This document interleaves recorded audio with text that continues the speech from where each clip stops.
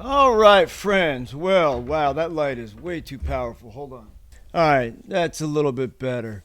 We're playing with that newer, whatever. I just wish they would call it newer, but NEEWER 13-inch LED panel light. I made a video on the other day. We'll put a link in the description to this thing. Now, we are currently recording with the GH5 because, as many of you may or may not know, I have devoted myself to revisiting the GH5 until I feel like I have mastered that camera and its capabilities. And I have a long way to go, to be honest with you. Now, this right here. Oh, I hope I didn't puncture the pedal. Jeez, too late now. But we are running audio through the Panasonic XLR XLR1 input module. And that thing is great. That is a great module. It works fantastic on the GH5, works great on the GH6. Of course, it doesn't have 32-bit float. Guys, I'm 25 years in the music industry, and I've never had the pleasure of using 32-bit float. So I don't need it now. I never did. Oh, jeez, I hope I didn't puncture this. But this is something I'm excited about.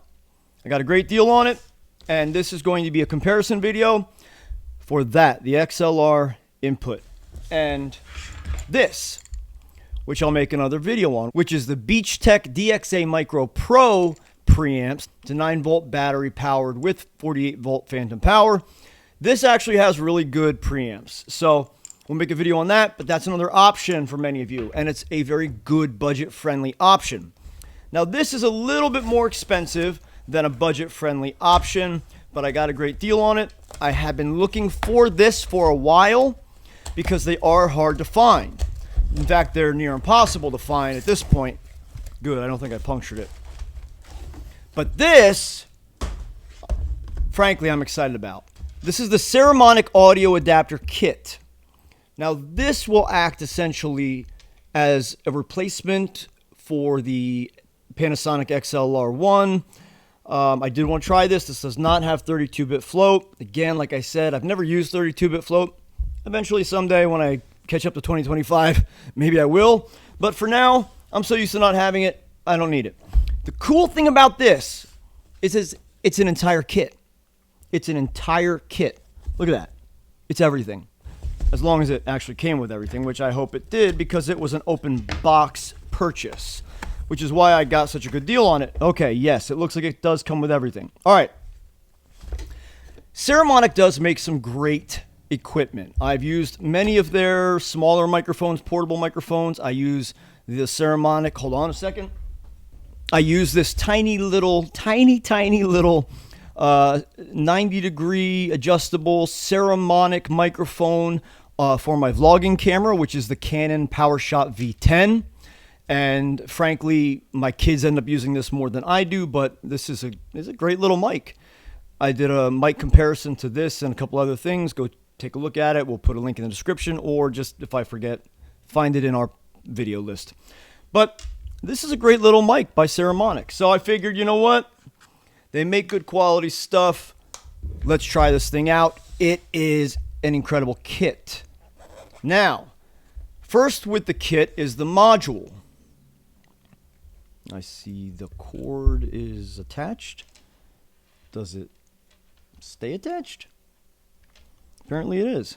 Apparently the TRS cable, the 1/8-inch jack cable, the stereo cable that goes into your camera, is attached to the module. The module's the mic clip is a little sticky. That's weird. But this is the module. This is the Saramonic XLR module. You have two XLR inputs. You have a shell or clip for your shotgun mic. And the coolest thing about this is the shotgun mic is included. I don't know how good it is, but this is the Saramonic SRNV5. I've heard good and bad things about it. I imagine that is from people who may or may not know exactly too much about them. But it clips in like that. Not a lot of play. I wonder if there's... All right, well, so it clips in like that. Now you have onboard audio. Goes right into the... Oh, obviously I have it backwards. because the controls would be facing the operator. It goes right onto your hot shoe or cold shoe. It doesn't matter because the shoe does not give any controls. It is 9-volt powered, and it would go like that on your camera. So essentially when I have my Sigma FP run and gun, I have an extension arm there. This will sit on it like that. So I can still hold my handle underneath. I'll have onboard audio, and I'll have more control. And then when I throw the Sigma onto a tripod, I have 2 XLR inputs. So I can then operate to myself and whoever I'm interviewing. On the front, we've got good controls. I mean, this whole thing is plastic, as I figured it would be, but it's all plastic. So on the front, there is a record option, channel 1, channel 2, or just channel 1. You have your gain options, 0, -10, -20 decibels. You have your inputs. It does have 48-volt phantom power. Then you obviously have mic and line inputs. And then the same thing for channel 2. You have a recessed, ooh, those are hard to turn. I guess that's a good thing. You have a recessed gain knob. Easier to just turn the thing with your thumb. 0 to 10, obviously. You have an input low cut select. And then you have a power on and off, which I do like. And I imagine since it's red, maybe that means the 9-volt battery is dead. I'm going to put a fresh 9-volt in it right now. I've got those rechargeables. Let's just see if that's what that means. So let's see if, because I like when power is green, and then when the battery gets low, it turns red, but let's see. Yep, there we go. Okay, good, I like that. So when you have a fresh battery in it, the power light is green, and then when the battery gets low, it turns red. So I like that. So now we have a visual. The nice thing, too, is the plastic protective screen is still over it. Looks like it was pretty much never used. Apparently, it was just a demo unit, an open box demo unit. So that comes, well, so you have that. Then you also have a nice little short XLR cable. Hooks into the mic. Short enough, you can wrap it up underneath. Plug it into your input like that. Then you also have should have a foam screen and a wind muff. Okay, looks like maybe foam screen is inside. Hold on.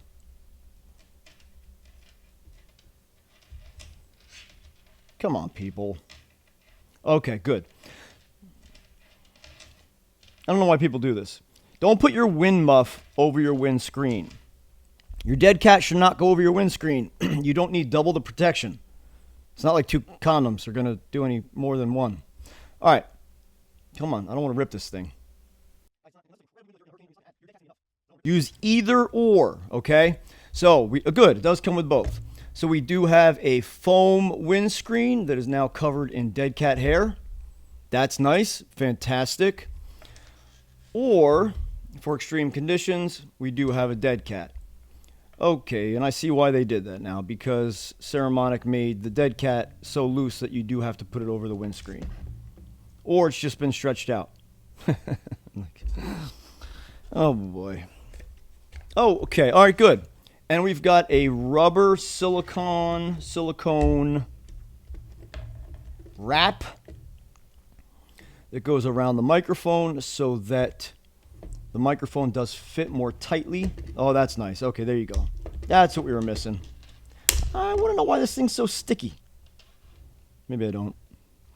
If it's somebody doubling up, maybe I don't want to know why it's so sticky. Oh, boy. But there you go. So that is solid. That's in there now. That's great. There you go. So stay tuned for a comparison video between the Panasonic XLR module, the Saramonic XLR module, and then something like this, a very budget-friendly Beach Tech adapter module that does have 48-volt phantom power, has a single XLR, but you can have 2 channels on here, and you can go stereo or mono. You do have 48-volt phantom power, and you also have a headphone jack with a headphone volume control knob on here. So if you haven't already, and if you just want a real quick suggestion, these Beach Tech, I've had this thing since they first came out, brand new, and this thing has been awesome. It's great construction. It's metal construction. This thing is solid. The Saramonic is not. The Beach Tech cost about, I think you get them used for about $100 maybe now on eBay. I think I paid like $200 for mine when it first came out. And they're great. It also has 2 cold shoe mounts there. And the Beach Tech is all plastic. I don't like that it's all plastic because it does feel flimsy and cheap. And typically this Saramonic, wait, what did I say? The Saramonic is all plastic. But if it's a decent mic, which I've heard mixed reviews on, if it's a decent mic that comes with it, then you really can't go wrong. They are hard to find right now in 2025, but this is a great little kit if you can locate the full kit. Man, there's hair everywhere. That's why I don't have a cat. I have 6 kids instead. There you go. Stay tuned for a comparison video between this, the Panasonic XLR module, the Beach Tech, and I have a couple other audio preamp modules that we'll compare and throw in there as well. But until then, I'm looking forward to using this, and I'll catch you in the next video.